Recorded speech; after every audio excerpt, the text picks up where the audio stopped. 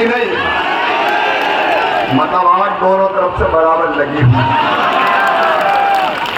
महाराज ने कहा कि आनी है,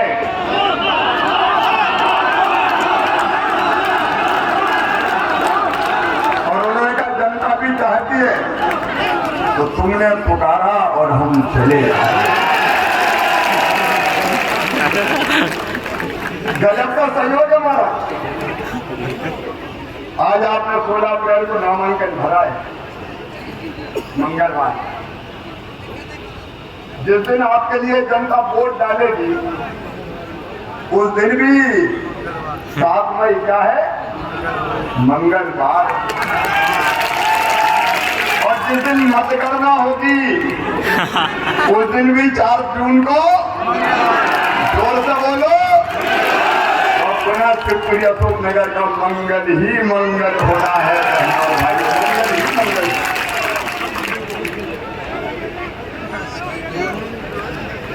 मंच के सब नाम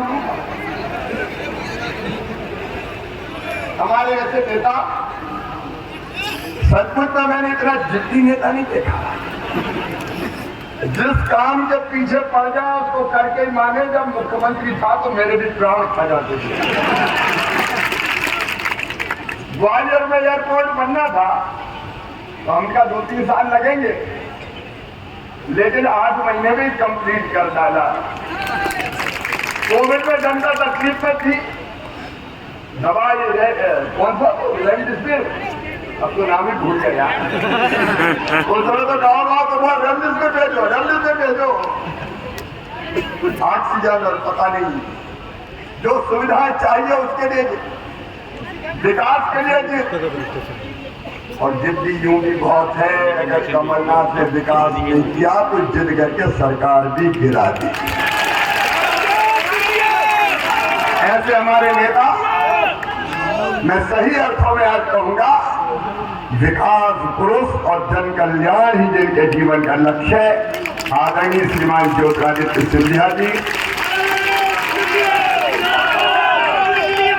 भारतीय जनता पार्टी में जूनियर, लेकिन वैसे सीनियर नेता। बड़ी देर करी मैं निकाला, इधर तो पहले ही हो गया और सही फैसला लिया उनने। आदरणीय सुरेश पचौरी जी, उनका भी स्वागत है। हमारे वरिष्ठ नेता आजकल न्यू ज्वाइनिंग में लगे हैं, तो कोई बचेगा कि नहीं बचेगा उधर यही ठिकाना है। आदरणीय नरोत्तम मिश्रा जी, भाई लाल सिंह आर्य जी, अरे मेरे तो पुराने साथी रहे मंत्री, तो नाम भी नहीं लूं तो चलेगा।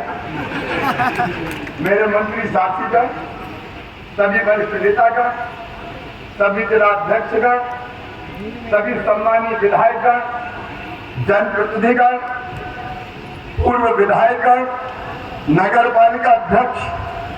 बड़ा अच्छा बोले कि भाई मैंने पूछा कि कौन तो गायत्री और 2 गायत्री है। जिला पंचायत के अध्यक्ष बेटी बैठी, यहाँ तो स्नेह की बरसात हो रही है, ज्योतिरादित्य जी स्नेह की बरसात। और यहाँ नीचे बैठे हुए मेरे बहनों भाइयों, भांजे भांजियों, दोनों हाथ जोड़ के आप सबको प्रणाम। आप सबको नवरात्रि की शुभकामनाएं।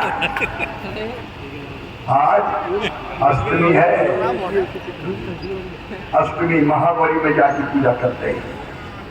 या देवी सर्वभूतेषु शक्ति रूपेण संस्थिता, नमस्तस्यै नमस्तस्यै नमस्तस्यै नमो नमः। मां के चरणों में प्रणाम। परमा से जयकारा शेरा वाली माता। सर्व मंगल मांगल्ये शिवे सर्वार्थ साधिके, शरण्ये त्र्यंबके गौरी नारायणी नमोस्तुते। वो मां महागौरी मैया आप सब पर कृपा और आशीर्वाद की वर्षा करे। आपका मंगल हो, आपका कल्याण हो। मैं ऐसी कृपा इस जनता जनार्दन पर करना कि इनके पाँव में कभी कांटा भी ना करे। हमारी बहनें भी बैठी, मेरे लिए अगर शक्ति स्वरूप और देवी का कोई रूप है तो वो है बहन और बेटियां। दुर्गा सप्तशती में कहा सारी स्त्रियां, जगत की सारी स्त्रियां देवी की मूर्तियां हैं। बेटियां साक्षात देवी है, दुर्गा लक्ष्मी सरस्वती। मैं पैर धोके तो पानी माथे से लगाता हूं। उस समय कांग्रेस के नेताओं ने कहा, पचौरी जी ने नहीं कहा, जो फंसे राजगढ़ में उन्होंने कहा था शिवराज तो पाखंड करता है, पाखंड बेटियों के पैर धोता है। बताओ सिपड़ी वालों, बेटियों के पैर धोना पाखंड है क्या? इससे बड़ा पुण्य कुछ हो नहीं सकता।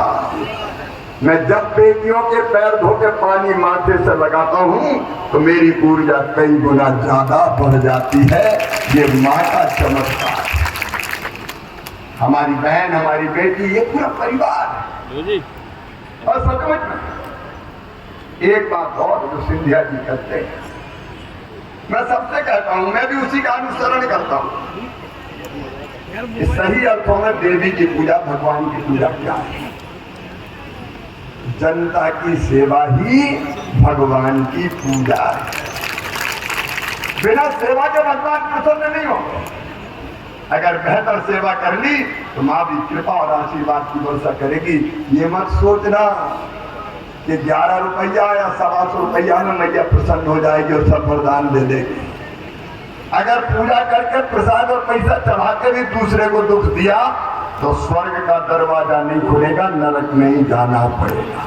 जनता की सेवा, देश की सेवा ही भगवान की पूजा है। और हम भारतीय जनता पार्टी के कार्यकर्ता, हम क्यों भारतीय जनता पार्टी? हम इसलिए भारतीय जनता पार्टी में हैं कि हमें अपने देश की सेवा करनी है, हमें अपनी जनता की सेवा करनी है। अकेले हम नहीं कर सकते। मैं बेटियों के लिए, नरोत्तम जी जानते, बचपन से बहुत सोचता था। मैं बेटियों के लिए भी जब कुछ नहीं था तब करता, पचौरी जी को भी बताया सीहोर में कितनी करते जमीन 25, अकेले कुछ नहीं कर पाते, अकेले ज्यादा नहीं कर सकते। लेकिन जब पार्टी ने अवसर दिया और जनता ने आशीर्वाद दिया तो मुख्यमंत्री कन्यादान योजना बना के लाखों बेटियों की शादी का चमत्कार। और मेरी बहनों, एक झटके में 1,32,00,000 बहनें लाडली बहनाएं बन गई। ये जो हुआ है ये इसलिए कि भारतीय जनता पार्टी सरकार, मैं सचमुच आज गर्व से कहता हूँ, देश की सेवा के लिए केवल भारतीय जनता पार्टी। हमारे नेता पंडित दीनदयाल उपाध्याय, डॉक्टर श्यामा प्रसाद मुखर्जी, फिर अटल जी, फिर आडवाणी जी, और अब नरेंद्र मोदी जी, अमित शाह जी, जेपी नड्डा जी और सिंधिया जी जैसे नेताओं के प्रयत्नों से देश इतना आगे बढ़ रहा है, आप कल्पना तो कीजिए। एक और मौके जब दुनिया में भारत का मान सम्मान और इज्जत नहीं थी, उस समय भी जब कांग्रेस की सरकार होती थी, मैं दुनिया के कई देशों में गया हूं, भारत का नाम लेते थे तो लोग कहते थे घोटालों का देश। लेकिन आज पूरी दुनिया में भारत का मान सम्मान ऐसा बड़ा है कि दुनिया भारत की जय जय बोल रही है और मोदी मोदी बोल रही है। बताओ, भारत का मान सम्मान बढ़ा कि नहीं?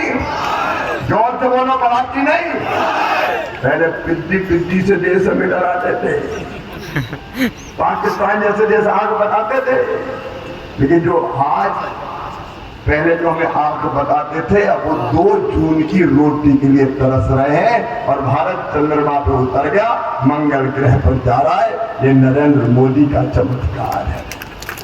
एक गौरवशाली भारत, एक गौरवशाली भारत, एक संपन्न भारत और एक शक्तिशाली भारत का निर्माण मोदी जी के नेतृत्व में हो रहा है।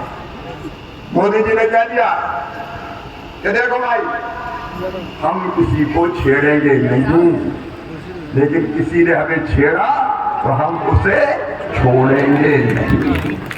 सर्जिकल स्ट्राइक से लेके एयर स्ट्राइक, एक ही उदाहरण में देखा हूं, लंबी बात नहीं करूंगा।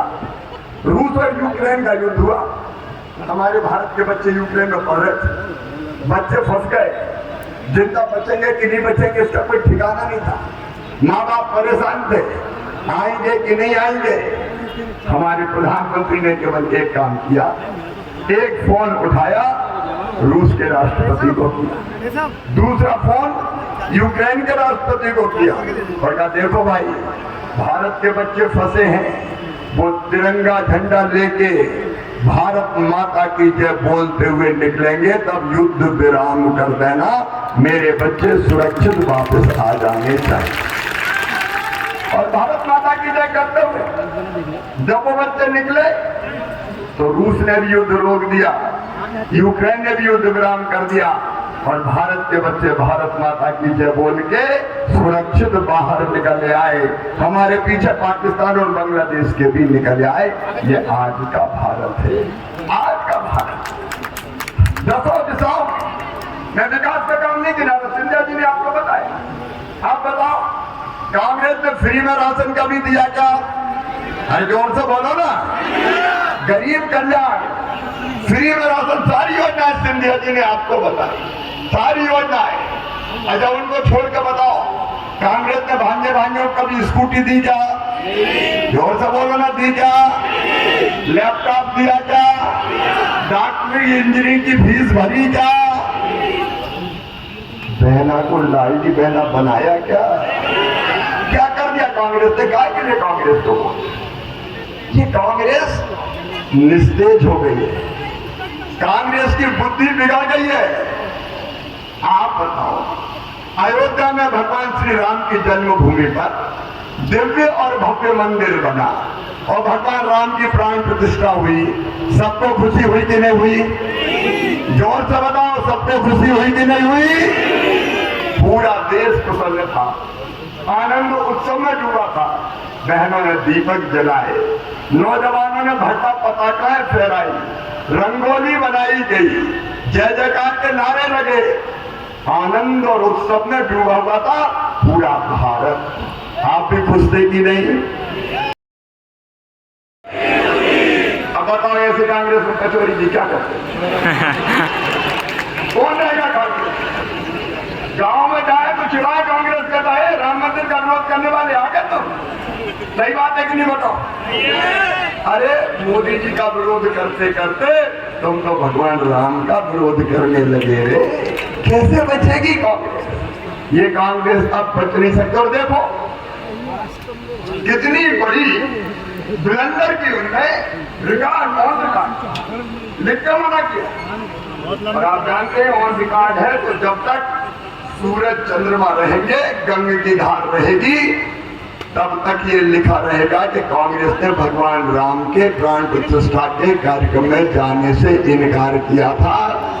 राहुल बाबा, हम तो डूबे हैं सनम, सबको ले डूबेंगे। भविष्य में भी संभावनाएं आपने समाप्त कर दी। अब ऐसी कांग्रेस पे कौन रहेगा बताओ? कोई को कांग्रेस में रहना चाहिए क्या? और कांग्रेस की हालत आज क्या हो गई? कांग्रेस की सबसे बड़ी नेता कौन है बताओ? श्रीमती सोनिया गांधी। सोनिया जी चुनाव लड़ रही है क्या? कहां से चुनाव लड़ती थी सोनिया जी? अरे जोर से बोलो। रायबरेली। रायबरेली तो सोनिया जी लड़ती थी। आज कांग्रेस की हालत यह है कि श्रीमती सोनिया गांधी रायबरेली से चुनाव लड़ने की हिम्मत नहीं जुटा पाई, चुनाव से इनकार कर दिया और राज्यसभा में चली गई। और दूसरे बड़े नेता कौन है? अरे बोलो नहीं यार, जोर से बोलो ना। राहुल बाबा। पहले कहां से लड़ते थे? अरे कहां से लड़ते थे? अमेठी से। अब कहां से लड़ रहे हैं? अमेठी छोड़ दी। राहुल बाबा रणछोड़ दास बन गए, अमेठी से सीधे बाईनाथ निकल गए। ये सिंधिया जी बड़े बड़े महाराज भी यहीं से चुनाव राजमाता जी भी यहीं से लड़ी। सिंधिया जी से बहुत कार्य पेट्रोल दुकान के अगल बगल में भी चले जाओ, मुझे पता है।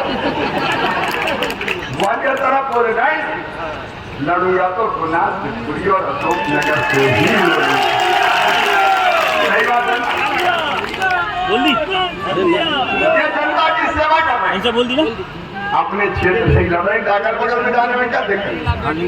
कोई दिक्कत नहीं क्या? मैं मीटिंग में था, लड़ लो बोल नहीं तो वहीं से लो भैया, मेरी मैं नहीं मानता यही लड़ा। अरे मैं तो छोटे से किसान का बेटा हूँ, मैं कहाँ से चुनाव लड़ रहा हूँ बताओ, जोर से बताओ। और विधानसभा का कहाँ से लड़ा मैंने? मेरा ये 12वां चुनाव है। 5 बार मैं सांसद रहा, 6 बार मैं विधायक रहा, और एक ही सीट बुधनी भी विदिशा में आती है, अपनी विदिशा और बुधनी से ही रहा, और 11वें के बाद 12वीं बार धूमधाम से जीत के आऊंगा।